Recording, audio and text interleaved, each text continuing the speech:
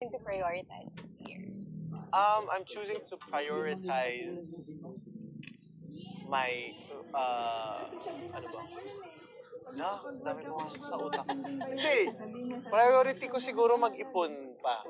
Lalo. Kasi, syempre,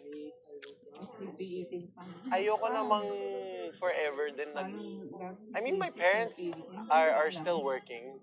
And parang wala rin naman silang mga planong mag-retire pa. Pero gusto ko yung pag-uuwi sila dito sa Pilipinas, we also have a family home here. Kasi wala din kaming family house dito sa Pilipinas talaga.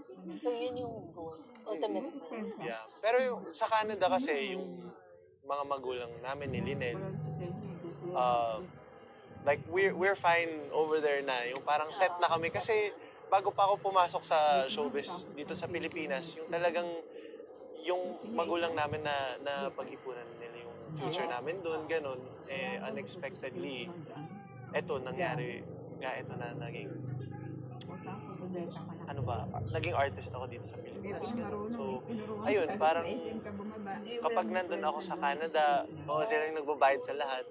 So, pag nandito sila, syempre, ako naman, it's my turn. So, gusto ko yun, yung parang mag-ipon para sa family ko. So, when we all get older, we're still in one house. I don't know, I feel like that's a very Filipino trait, yung magkakasama pa rin kahit gaano kakatanda.